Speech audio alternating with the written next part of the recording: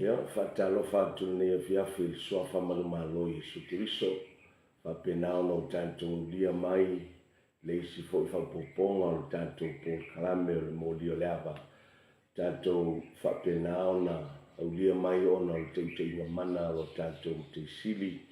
Malo se fuanuia, malo fo i lange malo le onsai, malo le tauatai, malo le galue, nei fo i vai aso. O whenga i tātou 𝚜𝚘𝚙𝚢𝚑𝚝 so se vaenga o lo tātou whapenao na ngā lulue ai tūsai malwhina ngā lo le tua whaatalo whātu i al mōli o le awa i nei fiawhi li suafa malumalo Iesu Keriso i ta māmatina mātua o se tātou tunuu o Samoa i le ngata i lea o 𝚟𝚑𝚙𝚎𝚘 o lava i whanawiti te inane le whaifonga au na le tua i so se fata 𝚜𝚘𝚙𝚢𝚑 o au na 𝚜𝚘𝚙𝚢𝚑 i le tua so i fua whaatalo whātu i suafa manu malo Iesu Keriso malo le ngā lue malo fo i whaamalosi le tua malo le whinangalo tai atu i nea fiafi i lana auna i a pasta mai ki a maisel pulenga man a le Global Kingdom TV ia malea mole avanoa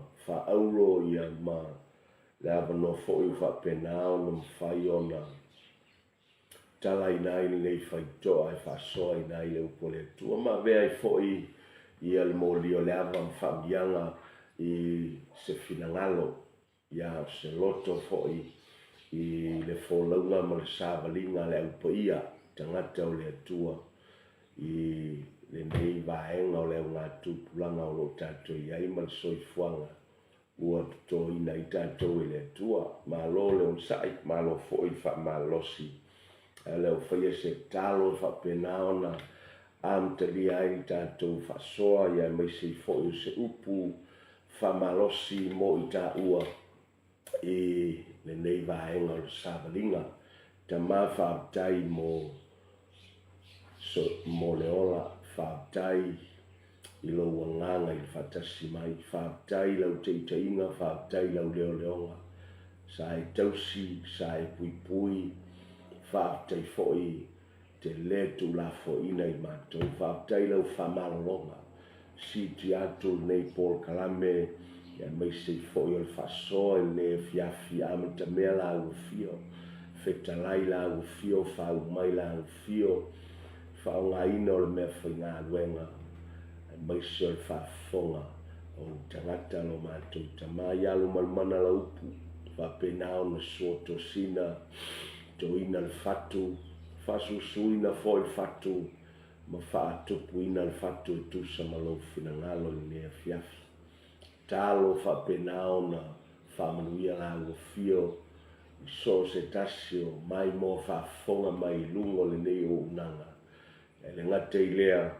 o le maua avanoa e whapenao na toe whaamalosia i tangata whaatutua whaapula i mata o le tawaso whaalenganga whaoina o tangata mativa whaalenganga ma whapenao na whaola se nganga i le i whaola ina lo mātou tama talo fo i whapenao na ngalue atu ngalue ifo ngausia le amo le polonga whaasauloto se tangata a waele fo i fuala upu fo i ale vi inga i ante oe ono Iesu amen amen ia vi ale tua to e whaatalo whatu i whaafonga se tātou tunuu o Samoa i le nei vaenga le fiafi ma le nei fo i o unanga a le mōli o le awa ua mwhai on whaataunuina ona o le avanoa ua whapenao na tāpenaina ma whapenao na ala tua i lunga o le Global Kingdom TV ia ia le tua i le nea fiafi a o le a tātou whapenao na ngā i tono le fionga le tua ia umai fo i se upu whalai au o mai se upu whamalosi tom tawina i lo soifua ma le ola una i le tua tā te whaawau e pēr le sāwalinga ia mo tā whapenao na whaasauni ai pēr mō ngā ruenga i le lei ai maise o le whaali mai o lo tātou rii. Haleluia, i ia le tua. Tātou tusi nā watu I lunga, whapena ona maua mai le lua le tupu o lona matau poe ono. Au lona whai upu mua se I o I le whai upu e fitu.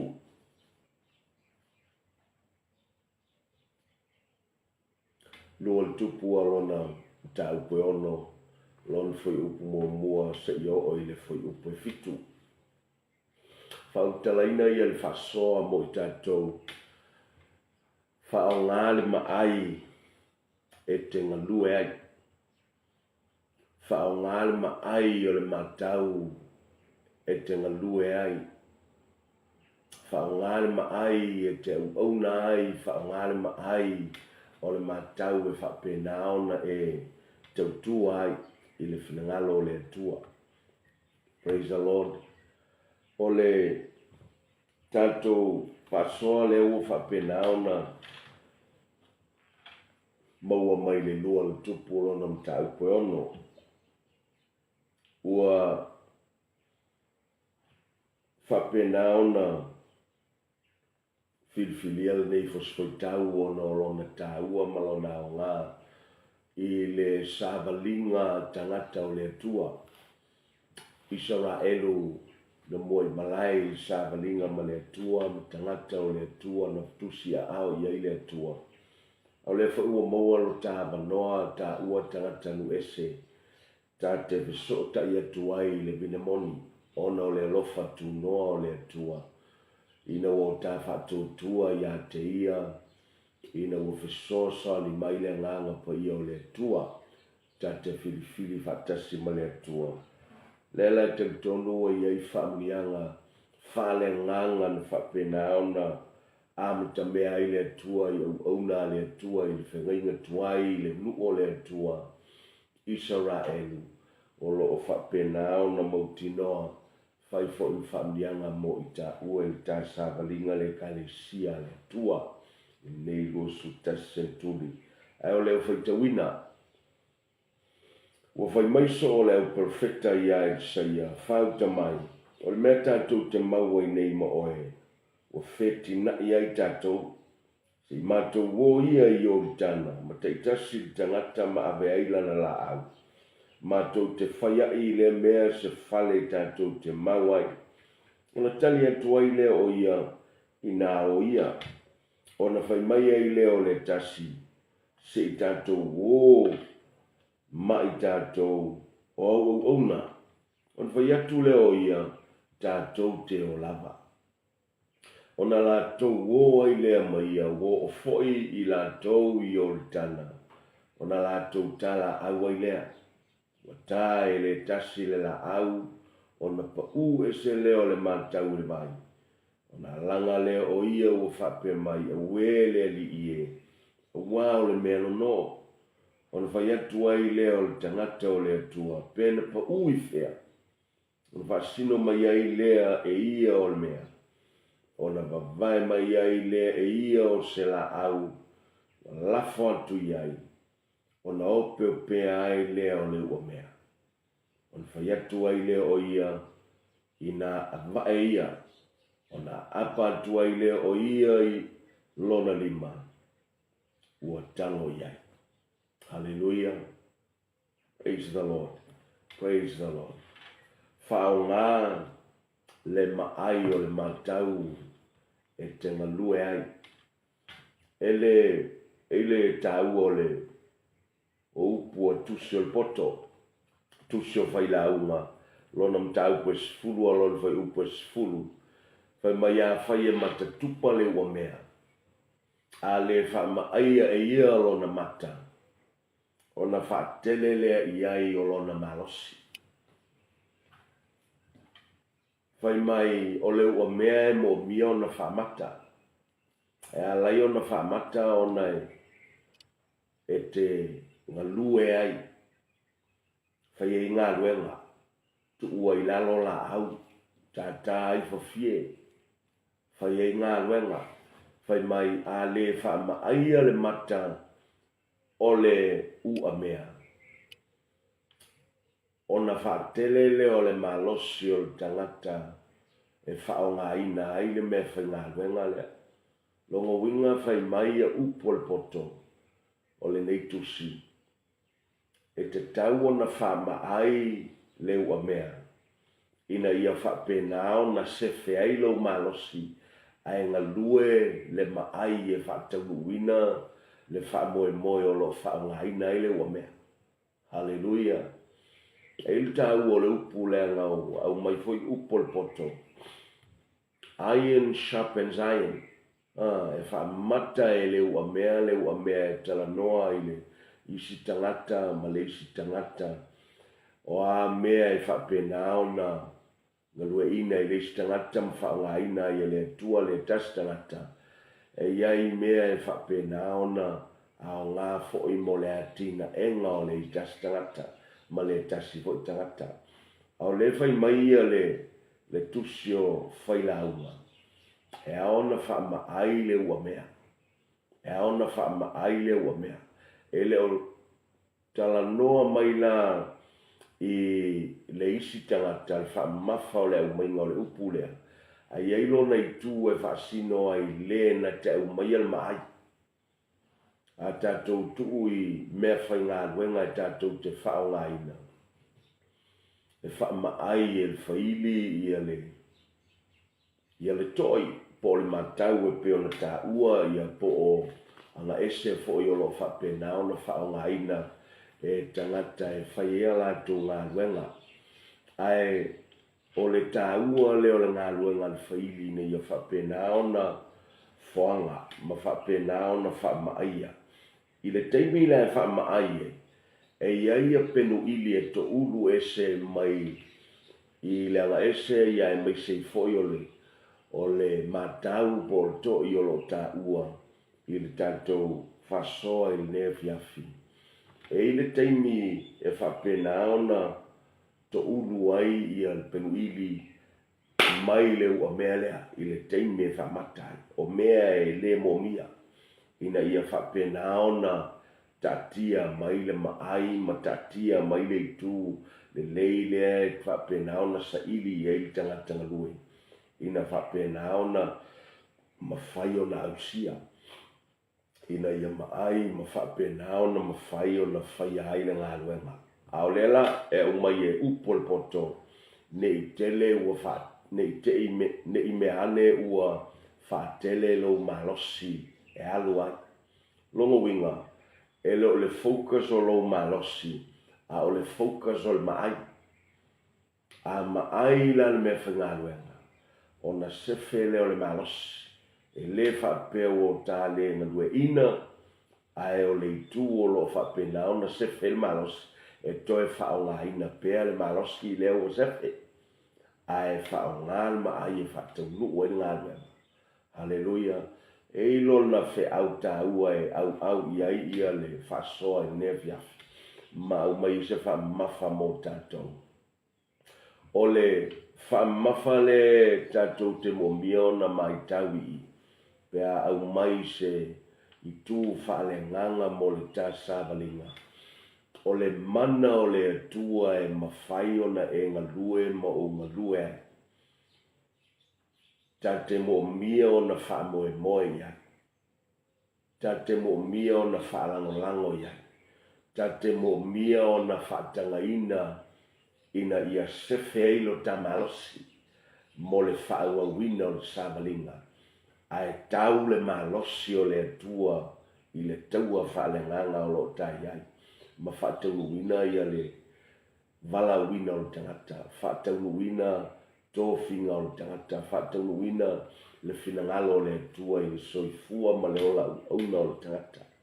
Le tioa sao ia upua Yesu na whetalaia i le usao. Whaatali o tau i Jerusalema. Awae le o toi tele ni na yaso. E wha ofu o tau i le mana. O le folfolanga le tama. O na whai leo o tau ma moli mau Jerusalema i utaia Samaria. Se io o ai tulu ima.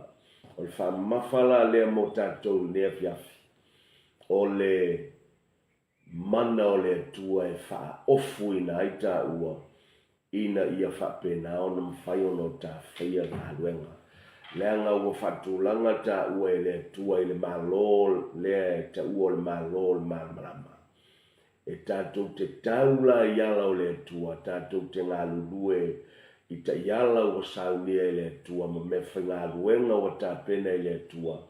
I to tonu o le malo lea, e atia e le malo lea, a olo whapena ona ta oso ai li soifua ma le ola o le tangata o le tua. Leala, the effectiveness of anything we build in the kingdom of God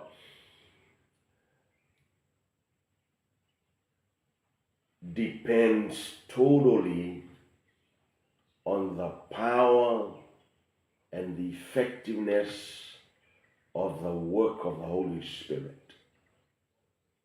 Aiea se isi mea tā ua i le tā sāwalinga ma le tā unanga o tātou o tangata o le atua mō le whinangalo le atua ma lo tā iai tono le malo le atua o lo tā wha moe moe i le mana ma le poto ma le taitainga a le nganga po i o le atua.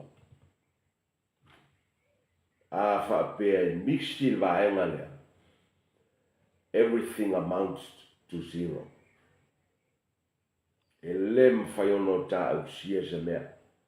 Lem whaiono tā tia e matua whale nanga.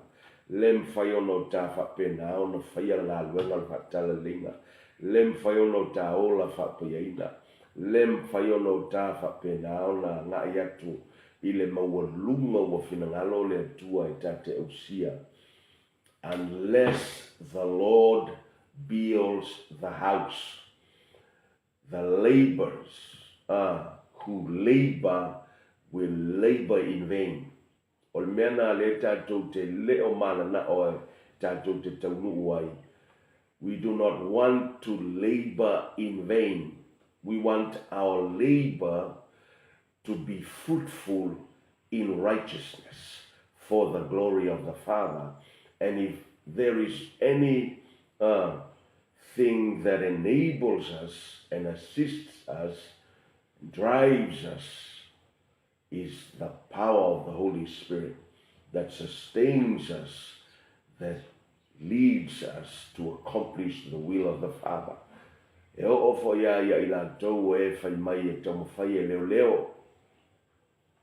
A whapea e au noa ma le atua, ma le whaunga le atua. Lem whai fo ina leo leo ma moe. E au noa ma le mana o le ngāngu paia. E o aia i tātou o lo tau mawhai e leo leo mea totino mea tāua. Leo leo ma tausi le ainga. Leo leo mea o ngā. Ani meo tātou mawhai e tau leo leo. Au noa ma le atua. E whapena fo i ona mata fua tātou. A vautai le atua. O ia whapena ona saunia me uma. So if we plan to follow every principle in far as the Bible is concerned, without the power of the Holy Spirit, our efforts will amount to nothing. If we plan to follow every principle there is in life without the power and the assistance, the sustenance of the baptism and the power and the enablement of the Holy Spirit, our efforts will all amount to nothing. Lela tāua i tātou ina ua whamaunia e sakalia wham fo iupoe ono. Wai mai e leo le fita, e leo le malosi, a o le nganga o le atua. A le sawa ia upol potol ta whaitaua i le amatanga. A le whamataina le ua mea. Ona whaalu tele leo lo ta malosi. Longo wingo le e whamoe moe lo malosi. O le e whamoe moe lo wangawaa. O le e whamoe moe lo wiloa. O le e whamoe moe lo poto masani. E le whapeo le anga mea ia. E le lei mea ia. A o mea uma ia. e ao na au mai lalo o le whaamalumalunga ma le fusi o le baptisonga ma le mana o le ngālu paia. Lima teiteina i tā ua ma fola wa i tā ua i le finangalo le atua ma lo tā iai ei i le ngāluenga le atua ma lo tā una i le finangalo le atua. Haleluia. Lela e tā ua i mo i tātou. A i se tā ua o le la au le anga o le tā ua i tātou tala e peo na whaitawina. O lo iai le la au o lo whapena ona i le lima o le tasio perfecta. Na o e tala au i le aso. Na o e tuula au. O no lo iai le mana onga o le ngāluenga le tua. Ai whate ia le tasio perfecta. Ina ua mamulu ese le matau longo winga o le whatoi. Ua mamulu ese mai le autoi. O lo oilona lima pea le autoi. E whai le la au. Ai ua mamulu ese le whatoi. Mamulu atu ai foi malma ai wa le whai ona toe ngalue ai. A oilona lima pea. A olo iei tono le upo le atua ia se tasio whatusa. Whaasino ai ngā ruenga al tino. Tātou te mo mio na matei tuina. O le mele te ua le la au. Le la au o lo whaata mai e peo na au mai. E le fionga le atua va te ingo o le momoko nito mta upa tolu. A olo na fo upa sfulma le lua. Na olo ta ua ai me ese e ati ai ai tangata. Na lai ta ua ai ma me ati e le isi tangata e ngalue i le tino le nei pe whaamo e moi ngā luenga le tino. Whai mai ati e i wau whali tangutungutu o saito ma la au. La au la ia tangutungutu o saito ma vau whali o lo ta ua e paulo i il tuso konito o lo whapena ona whailoa mai ai ngā luenga le tino e whamoe moe le tangata i le poto whal tangata le malosi whal tangata i nisi upu le anga waa whal tangata e au noa ma le whamoe moe i le atua ai whamoe moe a i le tangata.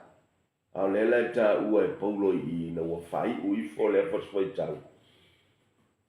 O le teime e tofo ai. Ia mea tia e li tangata o le tua. E loa ai le mea e whapenao na tū mau. Ma le mea e le tū mau.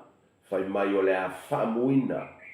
Ia vau whali ma tangutunguto saito ma la au. Longo winga e mabae.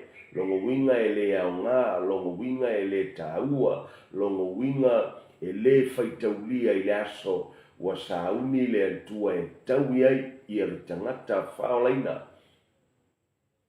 Whai mai e te sao ala i le langi, a e te sao mai le afi, longo winga, e mū ngā luenga, mū le au ngā, e leo le mū atalia, ai ua mua lea o ngā ma whalea o ngā ina, ma le whaitawina i le aso e whaamasino i tātou i lumo le no whaaliwa a masino ke riso.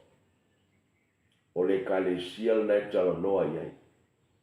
Haleluia. Lela e tā ua i mo tā ua. Le ngolo tā iai le ngā luenga le tua. Tā ua tangata o le tua, tātou ke risiano, tātou le 𝚟𝚑𝚙𝚎. O lo tai iai i le ngaluenga le tua. O lo tai iai le unanga, o lo tai iai le whasoa, o lo tai iai le tautua, o lo tai iai le wala aua le tua ma le whinangalo le tua, le alawa le whaiva, le alawa le tofinga, le alawa le whasinomanga, o tā ua i totono le malo le ama totono le ainga leo le tua. Totono o no whanga ese ia ma whasino manga ese ia. E tate au auna i le tua, mo tā ngā lulua i le tua, ai tate le whamoe moe no tā malos. Alea, mo mion whamaai, le ua mea ina ia whapena ona, whasaunia i le tua le malos. Atula inisi whamtalanga I tau whalatalata mai e tātou. O le ua mea lea e peo na te tau aveina le tū whalenganga o le tangata. The spiritual man must be sharpened, must be prepared for good works. Al tāpenanga la, o le tāpenanga e whai e le tua. Tāpenanga e whai e le tua, o le tāoso e le tua. O le whaongaina e le tua. O le ngalueina o le tua. Taua o lo tā whatanga o tā tangata I ao. O leo lo ngalueina le whatoanga, matau sia le whatoanga. Mea ao le whaipu. O o lo iai le finangalo le lei mo le tangata o le tua. Lea ngau lea iai tono le tuspa ia, tumu fo I tuspa ia. I le totele o tangata na savavali ma auna le atua, savavali ma le atua, ana iai le teimi na whapenao na lusi ma iai latou. Le maai lea I se upu whatusa, na lusi ma iai latou, le whaunga lea na lusi ma iai latou, le malosi whalenganga lea, na lusi ma iai latou, le maai lea nga lue ai, ma tautua, ma muri antua I pea I leo auna le atua, ma le atua ma lona finangalo, ma le whataunu wina le finangalo le atua. Tai peo kiasi, o se tasio auna e whasino, I le perfecta ua tatou whaitauina se tasio tala. Na whapena fo o na tupu ia te ia melea, sa auna I le atua, e ala I le auna le atua, o e seia, aena I le teimi ua whapena ai ona, ave sea lana vaai I le auna le atua ma le atua. Ai taula lana vaai le oa ma le tamao ainga I le tino le nei. Ona vele ma mea e whai malape lana savalinga. Ua tau swa ai o ia ma whapenao na whale tonu ai o ia. He stumbled in his walk. And he stumbled that was great. Ele toe ta ua ele upole atua na toe whatulanga ina pe na toe whapenao na restore ia kiasi. Ina ua whale tonu kiasi. Ele toe whapenao na ta ua ele upole atua na toe restore kiasi le mea iai e toe whawau e peo na auna I le atua I lo langa alue whatasi ai malona matai o il seia. Ina ua lusi mai a kiasi melea. Na lusi lo na tulanga. It was his position. Na whai o ia mau auna I le auna le atua, o le auna I le atua. He lost his health. Na lusi lo na ola soifua maloloina, leanga ua teia I le pela sa I lungo na manu. O sau I lunga ia teia, because he missed focus. He lost his focus.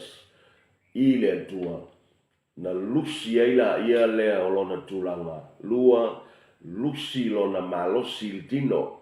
Lona tolu o mea na lusi mai a te ia. He lost his ministry. Na lusi mai a te ia. Le ngā luenga ma lona tulanga e whaonga ina ai lona ola I totonu. O le nu o le atua e maise. O le siusio manga o lo iai au auna le atua e taipeo perfecta. Melo na whapenao na lusi mai a kiasi e mai tau I le molimau le fionga le atua. Na lusi fo I lana molimau. He lost his testimony. He lost his position.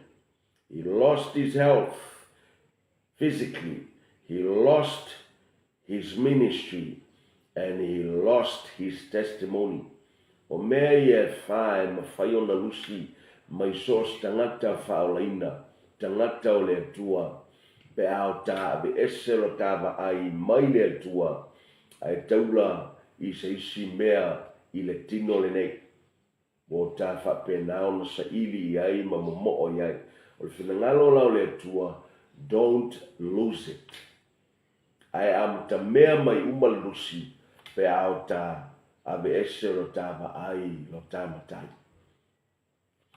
Ai a whamautuina lo tātulanga. maintain your position, maintain your good health, maintain your ministry, hallelujah, and maintain your testimony. Mea i o lo whaongai le tua, e whapena ona, susulu atua i le malama o le tua i tangata, ma whapena ona whaamluia atua i le tua whamai. Ua ifo ma whapena ona whailoa i le profeta i le tasio asu, ma leu ona le tua o e saia ma whaiatu ia i la tau. Ua wheti na i la tau, wa le ofi, i no whanga o lo whapena. Na ono la tau mafuta ai, whapena ono la tau whailoa iai, whapena ono la tau whai ma sani i ono la tau nofo whatasi ai. E whapena ona fua mea i le malo le tua, le ngaluenga le tua, ai mai sei foi o le valauina o whapena ona valauina i la tau whai mai la, ua whai atu le tasio perfecta, o le isia perfecta, o le vasenga o perfecta. Alleluia, na whapena ona maua langona ma le osfianga mai le tua, e whapena ona whailoa mana o ngolo tono ngaluenga. E teimi e whapena ai ona ngā lua e whapena le tua i tangata o le tua i tutono o se kalesia. E le whapesa uma ia mea e whataunu ua i whalingtele le uauna le tua na whailoa i le tua mea e whataunu ina ngā luenga. I teimi e ngā ioi i le tua i tangata ua tu whailo na ngā ngapaia e whapena ona whasoa se manatu, whailoa se manaonga.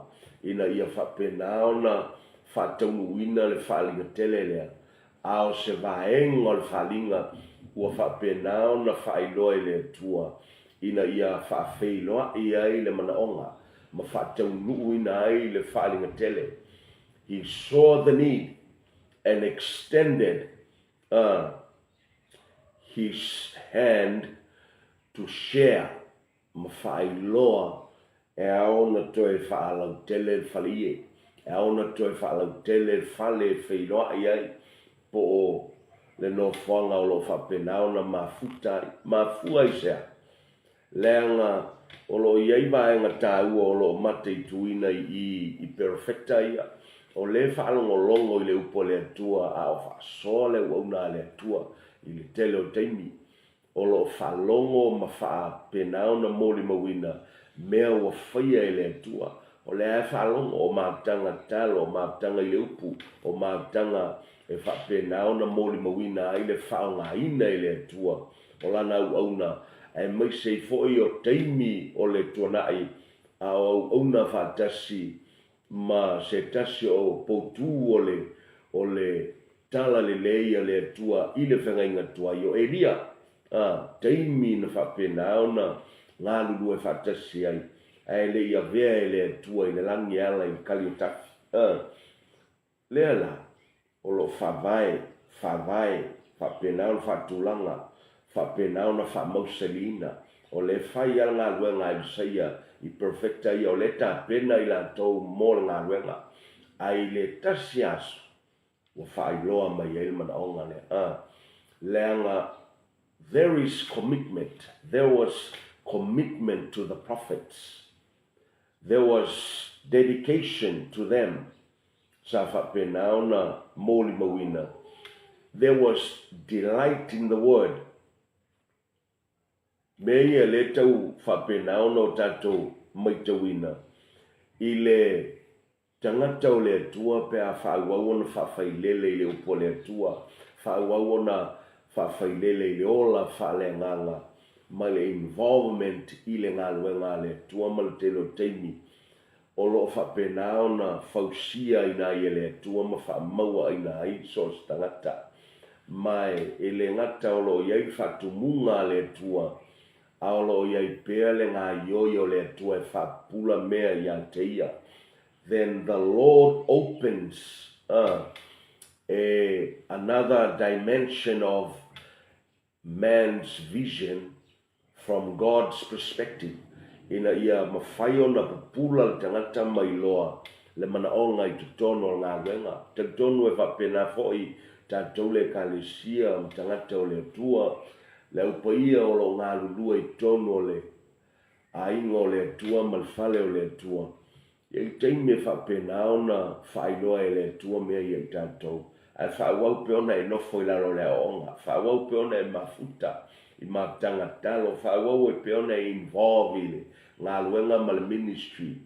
So tau au, ma whapena ona ngā lulu e whai le whinangalo le tua, whawau na mafuta I le upo le tua e pe ona poloa I tātou, au ala tu ua lo tātou mafuta puta watas, ala le isi leo tā ua o le tu ua o le mafutanga whai whatasi e tangata o le tua.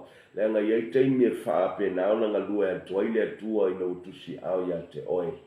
E whai loa se mana onga I to tono le ngā luenga, e whapena ona whataunu uina ai le whalinga tele.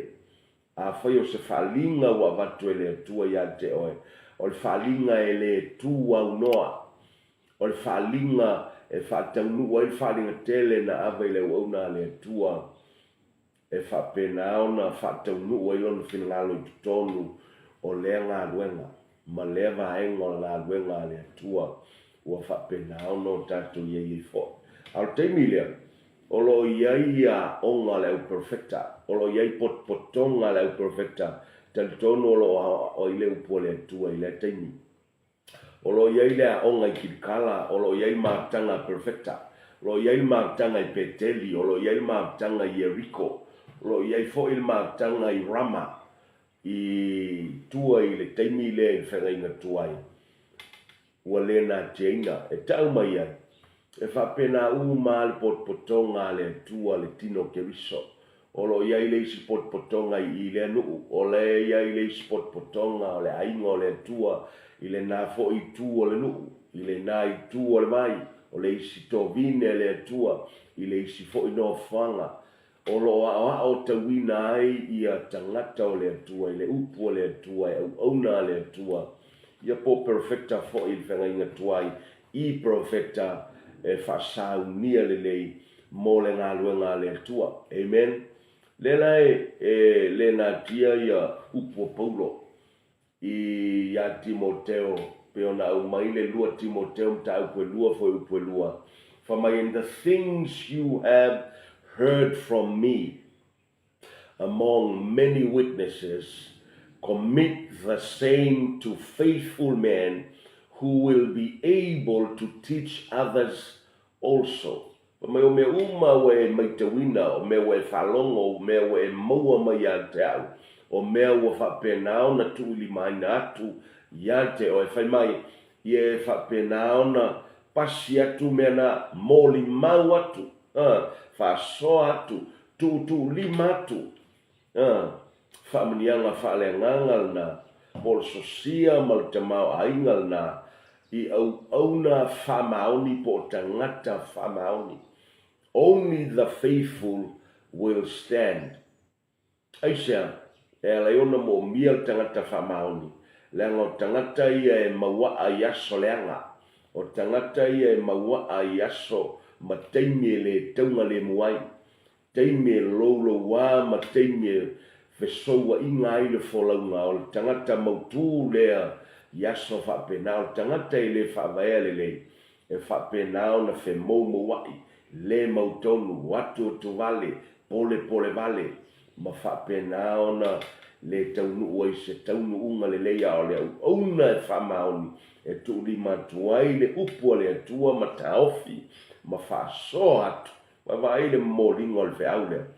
Paulo Timoteo, I au auna whamaoni po tangata whamaoni. Ai ai lātou foi, e lātou te whai atu isi tangata whamaoni. Ma whauaua I al proses lea. Ma whauaua I ala ngā luenga leila. E lei whapenao na oko meki lo tātou tula. E oko foi ai lo nei tangata. Lei, leanga sa iei au auna sa whamaoni mai tuanai. Fia afe tau sanga taluai. Pau tātou te tilo I a Paulo. Lua afe tau sanga taluai. Lan whai leu po Paulo le a Timoteo. ai eu ona whaman whaatai a Timoteo na talia leu pulea ma whamaoni o na pasi atu le au lea I tangata whamaoni. Ai whaatai fo ia I lātou na tangata whamaoni na o lātou tau fia le au ma o lātou whasoa le au ma mori mawina le au I le isi fo ia ngā tupulanga. Whaatai fo I ngā tupulanga ma tupulanga e fia na whamaoni na o lātou tutu lima mai ia le tala le lei ma whaminianga ia le tua. Ale wo o mai. Ale na wo o tia te oe I lo teimi. Ale na wo taunuku ia te oe I le teimi o le tua. Ma fuanga na la iona whamau e le tua le vaswai tau lea. Le anga sa iai la tau na mua I malai na whapenao na whamaoni. Mo lātou ouna mo lātou tautua. Au lewa I loa mana onga. Whai mai I al talia e saia o mai ngā o. Whai le mea ngā. Wa ai me whamaungia. Nau nei loa mana onga whai loa I le ouna le tua. Su e le ouna le tua. Wa I atua le me finangalo I le tua tala mai lātou e o. Sensitiva iai ia le ouna le tua. I so steimi e whapenao na. Fetala ia ile tua ma whailoa I le tua mana onga I tono la ngā luenga. Ina ia whamuia le tua I soos tangata. O le aunga man whamoe moe. Ia whalau tele le whale wheinoa iai. Amen. Tali tonu o le whinangalo le mo tātou mai le tua le kalesia le tua. E le whinangalo le tua I tātou te no nofo I pumomo. No foi pumo mo o ngā kakou ama tātou ma mea vasino ia tātou. Ei, mo mia na whalau tele le whale o le tua. Ai a laila o na whatele. Le anga o whailoa le tua mea I tangata o le tua. Mai le nganga o le tua, ma le upo o le tua, mwhalinga mai le tua. Tātou te o ai, tātou te o atu ai whafo ma le mea lo tātou iai. Ina ia whapenao no tātou tala au. Tala au e whai e whale. Tala au e whale. E koi tangata lai whatatali mai.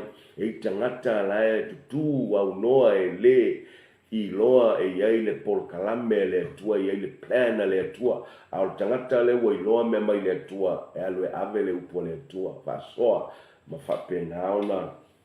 Ma whai e ona whaalau tele le malo le tua. Ma tia e le malo le tua. Ma whaalau tele le whale o le tua. Ma tili e noto tele le hainga o le tua. Le ngata la e manuia oe. Ai manuia fo I le stangata. Ma so se tangata e whapenao na talia le leia. Ia le whinangalo le tua. Amen. So, le la e tātou te whapenao na moli mawina I al vahenga le. Ina u whapenao, whailoi le uauna le tua. Tala I le uauna le tua e o. Ai peita, ua whai mai le tasi o perfecta. Se mātou te le mwhai ana o. Taun tātou o le whai a Elsaia. Sau tātou o. Le mwhai ano mātou mwhai e se mea. Pea ele alu, ele ngata o o te tai.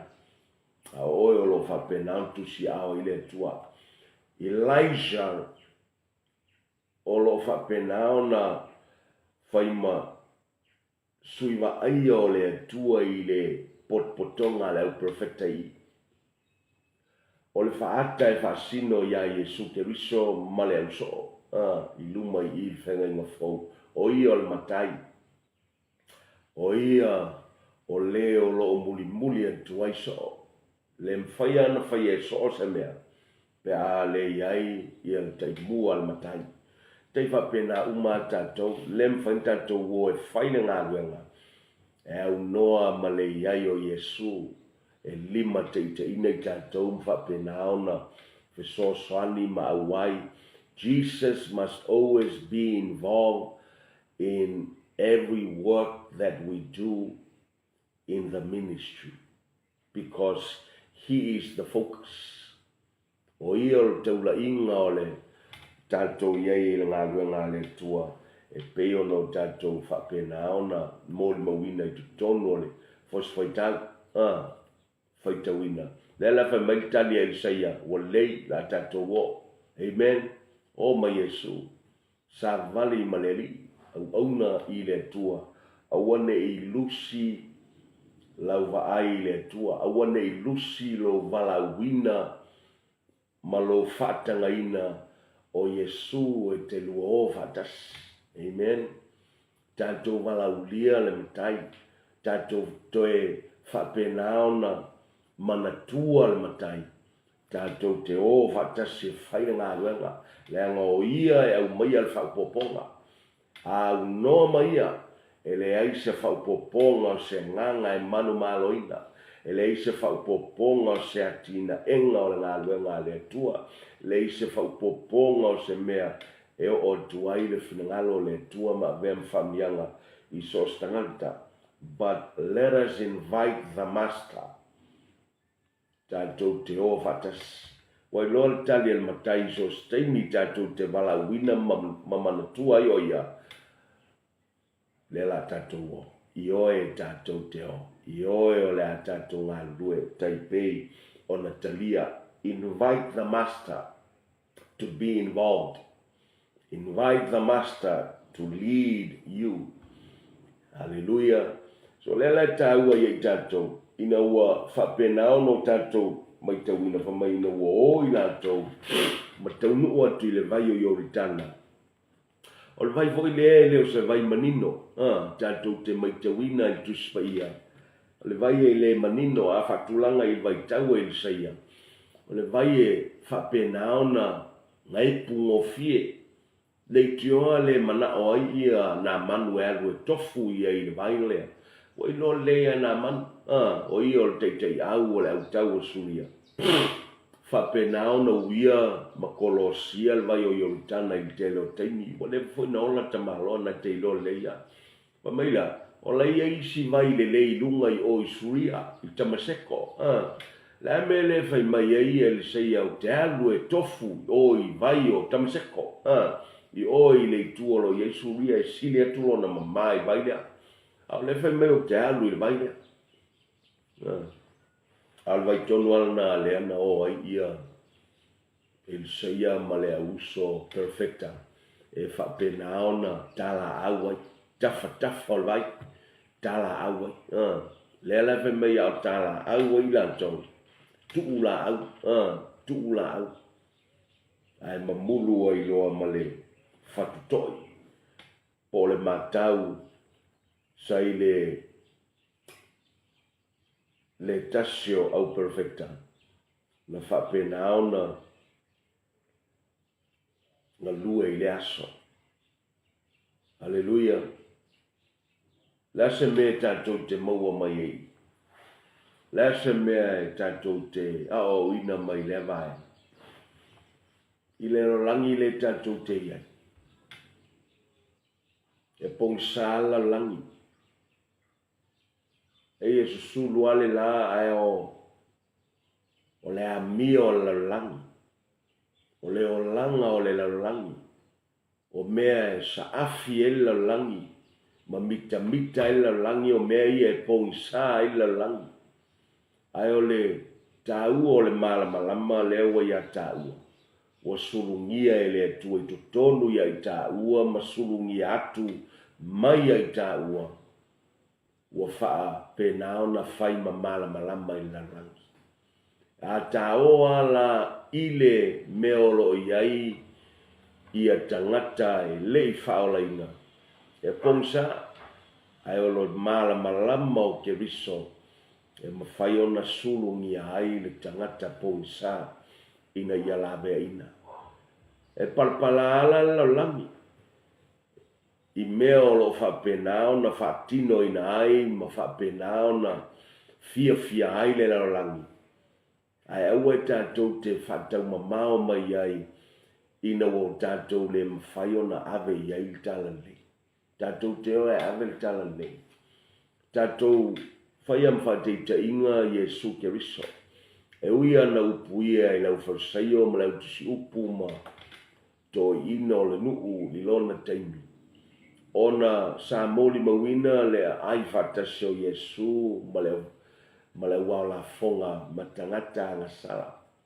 Yo e na o la tau ai whatasi le angan fai faafe tangata ia Yesu ona talia le Yesu tai pei fo yo le si taimi ia Simona le Farisaio e le faolina ena ia valaulia Yesu o tali pente ena Yesu no talia Yesu o vatas le iai lona fale na o latou ai vatas e ofa ia Yesu na ai vatasi ma tamo sakaio i lona fale pe ona fetalai o ia i le tasi aso na sa vale atu ai sa vave ilano le aso nei tate vatasi ma o i lo fale fai mai ona vave i fo le ilalo sakaio ma ia whapena ona talia Yesu i lona fale pa mai Yesu o le aso nei ua taunu o i whautanga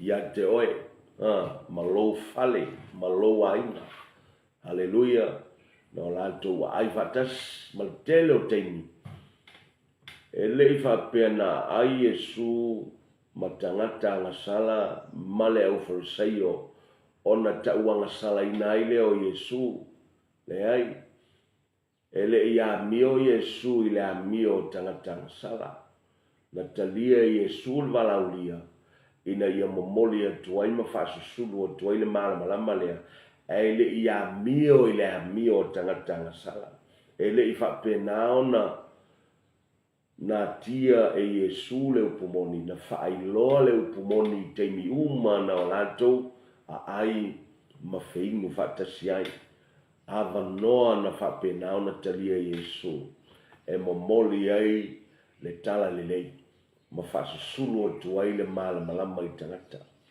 Haleluia, tangata ngasala. Le anga tanto leo e lalang. Oi lau leo. Ai whaatai wa maua lo tāma no. Ta te oi. Tātou te oi, tātou te tala au. Na ngole wala lea e whaalau tele e le malo lea tua. Le wala lea e whapena ona whaalau tele e whale ie. E whaalau tele i tangata. E whaalau tele i tangata wa manu malo ina e lea tua. Ai le eisi si mea e wha moe moe i tangata mo le manu malo ina o tangata ma le ngalua ina o le finangalo le atua na i lo le wha moe moe le maai na tala awai i a profeta i le aso lea o le ata e whasino i le mana malbaptisonga le ngalo ia kaua le o le mea o lo whapena foi ona umai le upo le atua e se mai tele fo famnianga le tua e le whapenao na lava i tasi.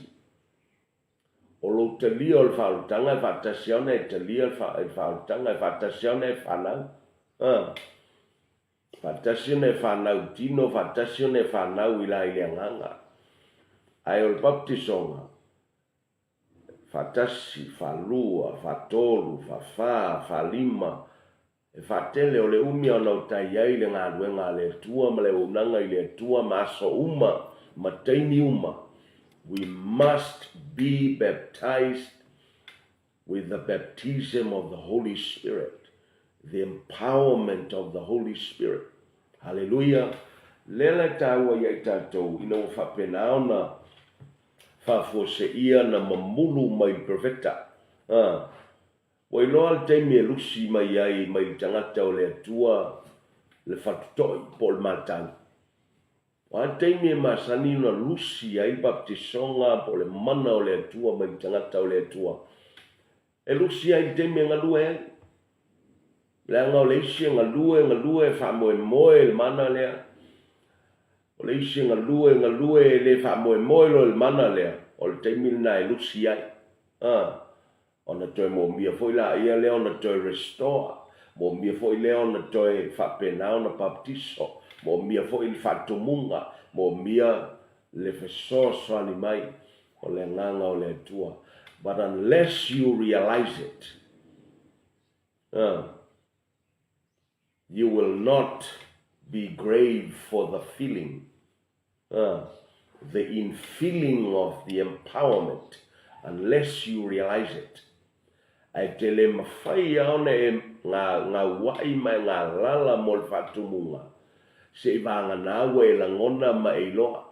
E te loa loa e le to ia te oi. E te loa loa wanga ole malosi whal tangata lai te tau ai ma e galue ai. E kei loa le leia.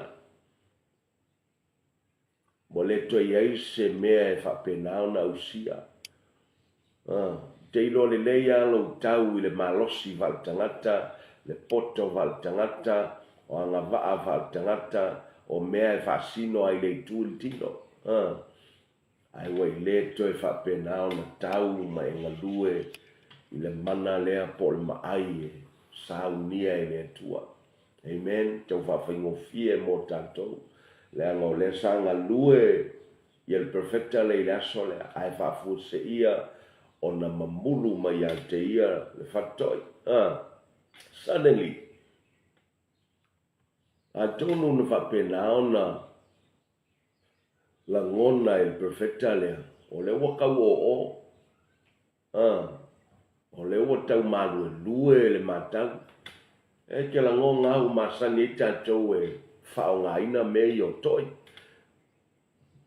ta ina ila au pe tata fie e ke ilo le le au e whaolongo kua kau malu lue le whatoi yanga kanga hoi la ia lea kui lalo le au o le toi kau wha maule le ale ngā fisi se tinga e wha pena ona tina ai ia le whatoi anga i le au o le toi ia maule le ia makua mausali le ngā luenga e alue malosi o ngā luenga o lo wola foi le lunga lenga aisia le ngā se selon wha foina e te a fia i foi pe a fia i foi le istangata le tu mai o te le foi tangata e lave ve ai mafua ono le mai tau e tangata le ilo na lima le mea whainga luenga lea o lea lai le ngata o lo ilo wa ao po o lo lima mea whainga luenga wa umai le tua i tenga lue mai au nai mo le whataunuina po le au seina o le whinangalo le tua e benefiti ai oe benefiti ai fo i malisi tangata ai a se selo na whaonga ina o lea e tau ilo malosi ma lo poto ma lo iloa whal tangata o na fia leo oe ko ia fia fo i malisi tangata ai au ta whaonga te tau mamata i tuina be conscious, be alert at all times, be sensitive to the move and the leadership of the Holy Spirit. And as we are involved in the ministry and the cutting down of trees, tātou te iloa leia, o le o le matau lea i le toi lea te tau fia, po le mea whainga luenga. Al me tau, ai lo kau whaale kongu, ngofo lei lalom toi tā pena lei, nofo lei lalom toi whau iele lei, nofo lei lalo ma whapena ona whasaunia lei, se whei tā ua, se whei fo i malisi tangata. Leanga o ola o tangata le lungo le leinga i so se teimia tātou te whaia ngā luenga. Lives are at stake. Eternity is at stake. Souls of people are at stake. At every time and every moment that we engage in the ministry. Teimia whapena ona whaia ngā luenga le tua mo tātou onai.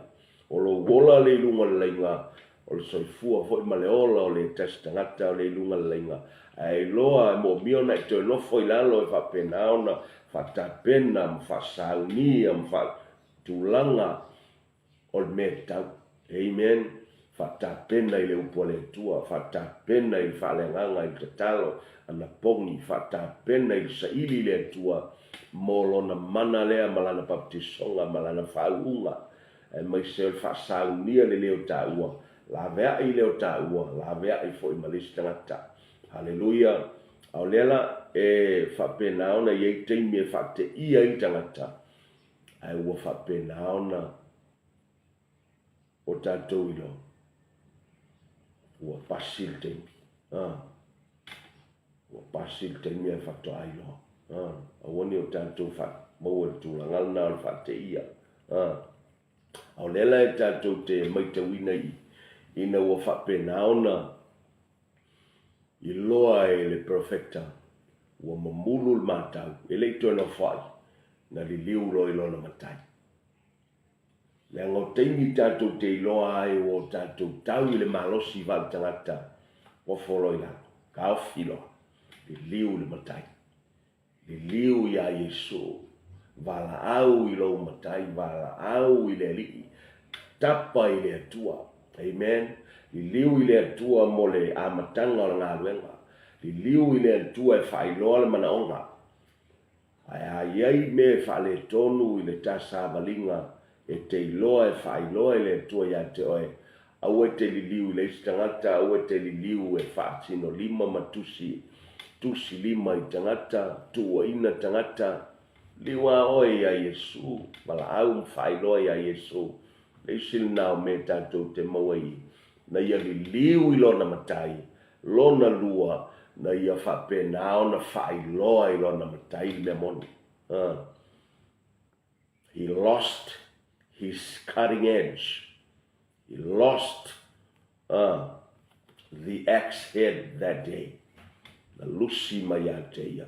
Saol mena liuai, to e saol e respond na tali atuai I lona matai. Langa na fesili I lona matai. O fea na pa uai. O leo whailoa pa u. O e whailoa bale mea na pa uai. Na wala au I lona matai mua mua longa luanga whailoa I lona matai ua mamuru I whaltoi. Lona tolu na ia tautino I lona matai le mea tonu an pa uai. Risi mea le mo mia tātou au tā ngā lua e whale tonu tātou. Li liu ia Yesu. Whailoa ia Yesu lo tā whale tonu. Lon tonu.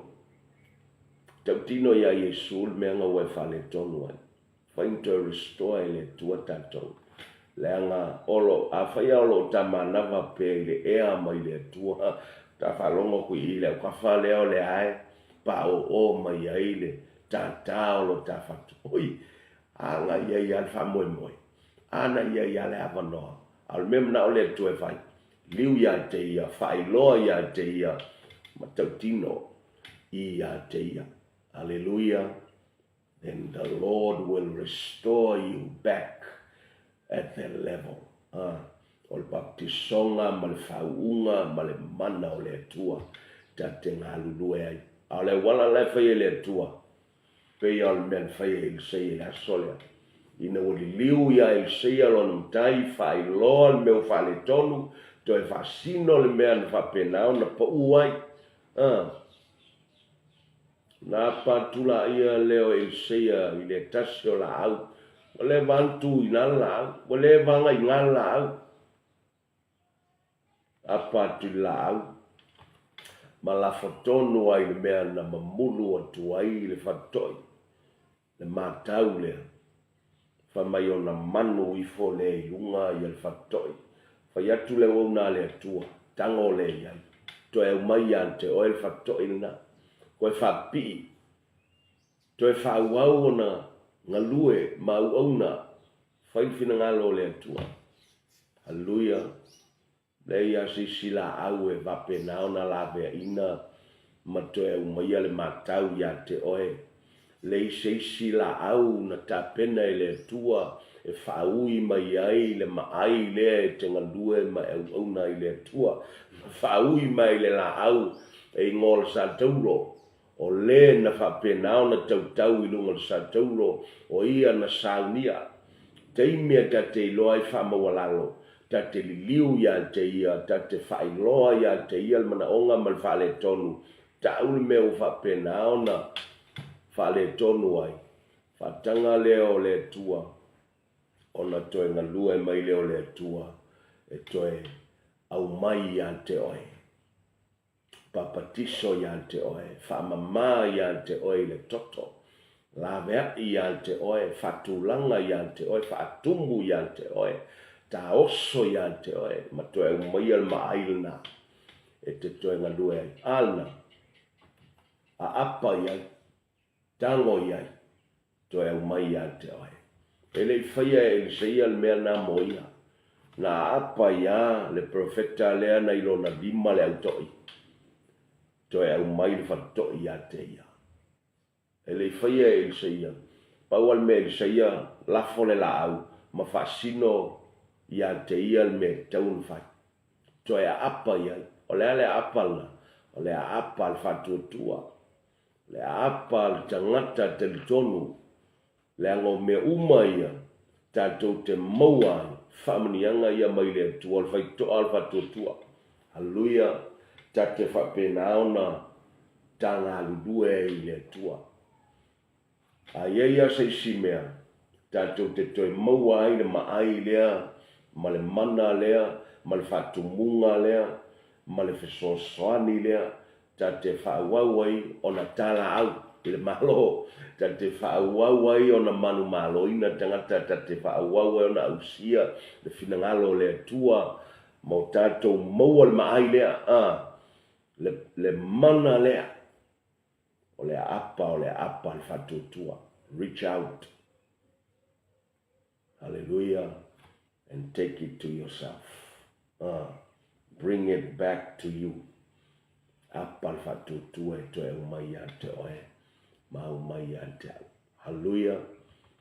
Leala taua i e tātou taipei aona. Whalele noa. Ia le lupe mwhapena ona alu ma toe fo'i mai ma le lala olive. Fai mai ona tuatu leo le limo noa i whafolba. Ona sau leo le lupe ma tu i lona lima. Hallelujah. O le ata i whaata mai ai le nganga pai o le tua o le whaunga. Whau mai le maua mai le sua o le fua po le whatu le olive. A o le lupe foi. O le whaata le tuspaia i le nganga pai o le tua. But it was Noah's hand that reached out to take in the dove. That counts. Le ia se me tu ai le lupe.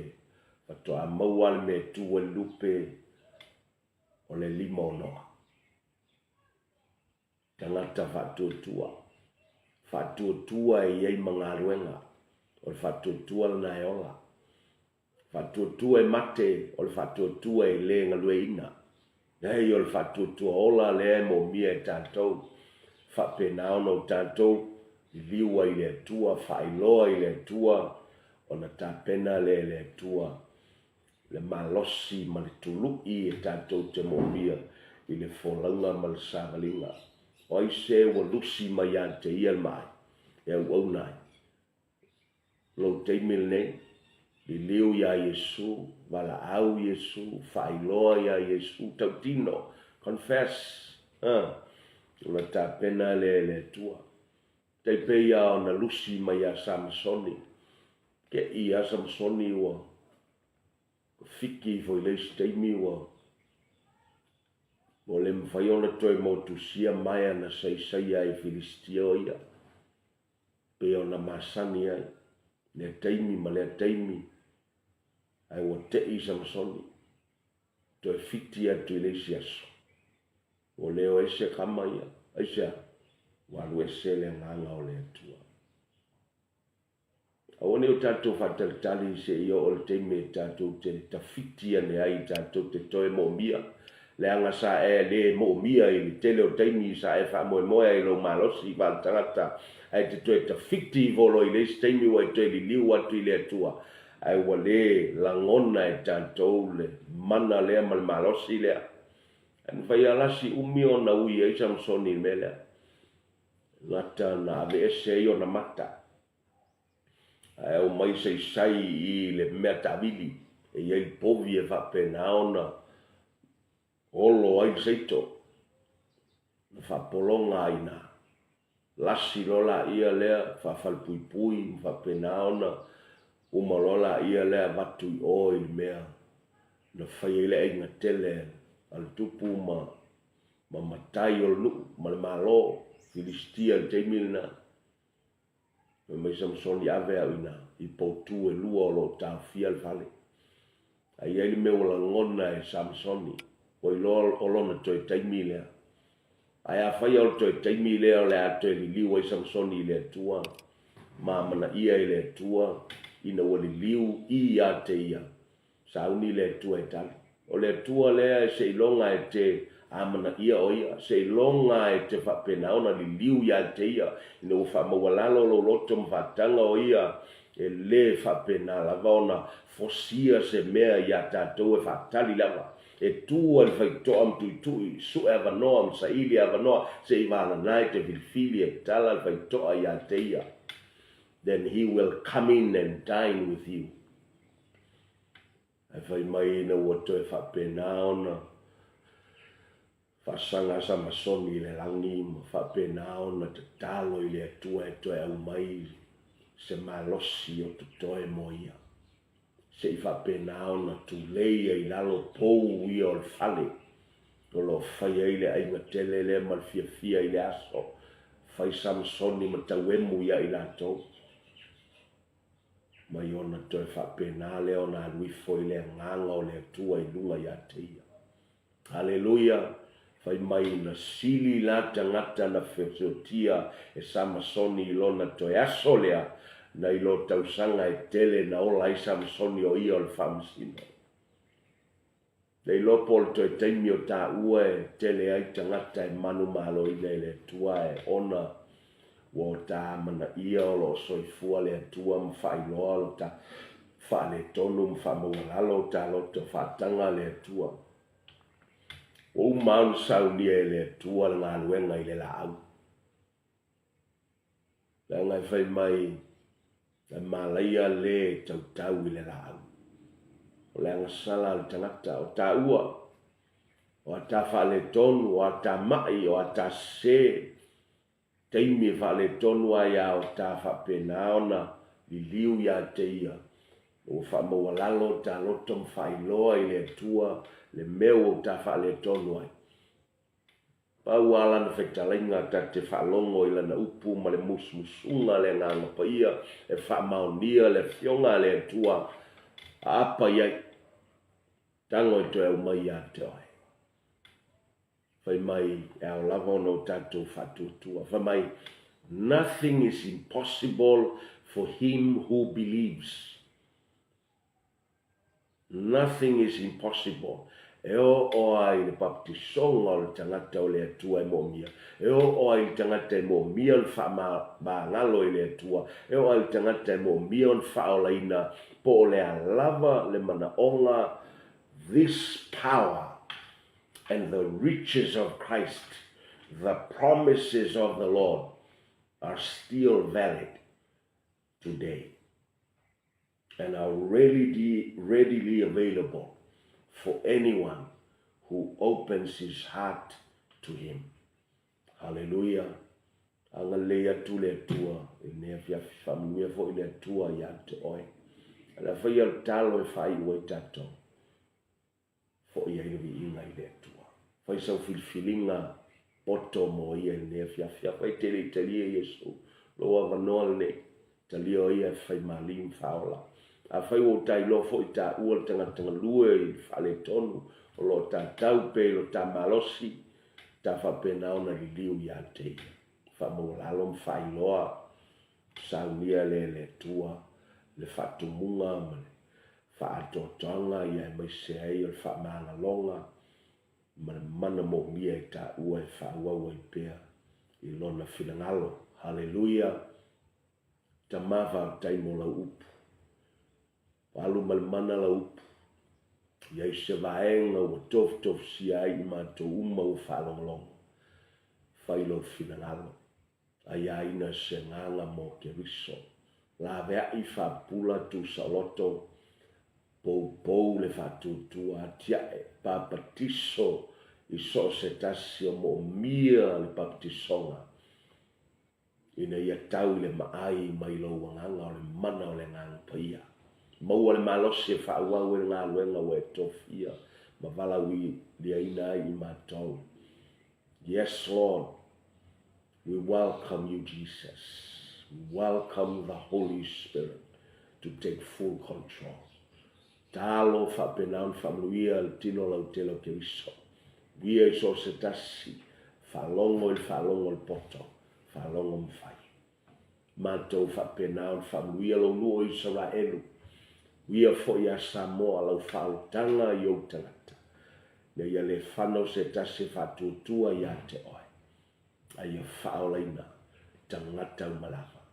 Ia lau ona ia pasta mai kia malpulenga malu ma sungal toina ia le atunu umalo fau. Mai sei le kalesia ma tovine o ona ai i la tau tama whailo finangalo. Whapenao na tele se lenga o ngā. Tangata e manu malo ina, tangata e tāpena ina.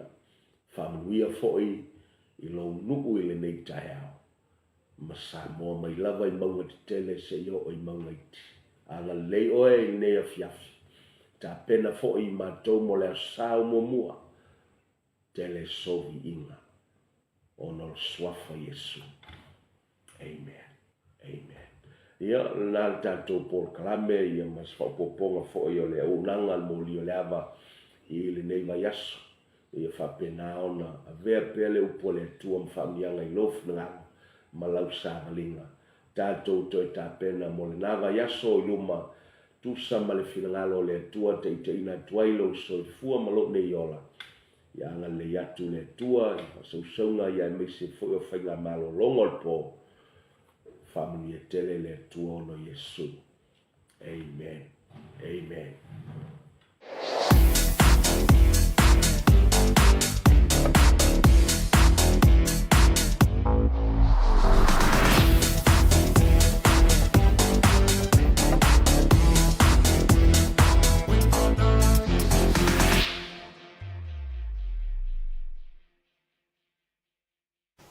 Hey sis, where are you going?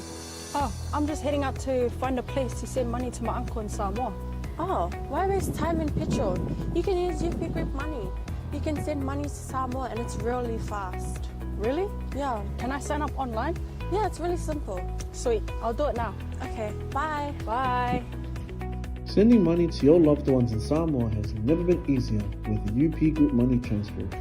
Our service allows you to transfer money quickly and securely from the comfort of your home or anywhere in New Zealand. Your family and friends can conveniently pick up the money from over 40 villages across the Polo and 𝚟𝚑𝚍. No matter where they are, we've got you covered. Our user-friendly online platform makes sending money a breeze. Just visit www.upgroupmoney.com. Sign up and start sending money in minutes. We're here to help. If you have any questions or need assistance with signing up or sending money, please don't hesitate to contact our friendly support team at 09558 2896 or 0800 877 328, or visit us in the office at 6/22 Station Road, Ōtahuhu, Auckland 1062. Experience the ease and reliability of UP Group Money Transfer today. Your family and friends in Samoa are just a few clicks away from receiving your support. Visit www.upgroupmoney.com now to get started. Hey, is it true that your company can help us save money for our trip to Samoa? Yes, that's right. With UP Group Money's partnership with Vodafone Samoa 𝚟𝚑𝚡, you can save money while you're still in New Zealand. You'll need to register with UP Group Money to receive a Vodafone SIM. Once you have your Vodafone Samoa SIM, you can start sending money to yourself through your UP Group Money account to your 𝚟𝚑𝚡 account. You can only withdraw your savings when you're in Samoa. Oh, that sounds great and straightforward. Can I do my registration online? Yes, you can register for UP Group Money online. However, if you need assistance, you can come into our office and we'll help you out. For 𝚟𝚡, you'll need to visit our office to register and collect your Vodafone Samoa SIM. UP Group Money, in partnership with Vodafone Samoa 𝚟𝚡, offers you a unique way to save for your trip to Samoa while you're still in New Zealand. Here's how it works. First, register with UP Group Money. You can do this online or visit our office for assistance. Second, receive your Vodafone Samoa SIM. To complete your 𝚟𝚡 registration, you'll need to visit our office. And lastly, start saving. Use your Use your UP Group Money account to send money to your 𝚘𝚘𝚙𝚢𝚑 account. The best part, you can only withdraw your savings once you're in Samoa, ensuring you have funds ready for your trip. Wow, that sounds really convenient. I can't wait to start saving. Exactly. So why wait? Visit our website to register with UP Group Money today or stop by our office for any assistance. Make your trip to Samoa even more enjoyable with our hassle-free savings plan.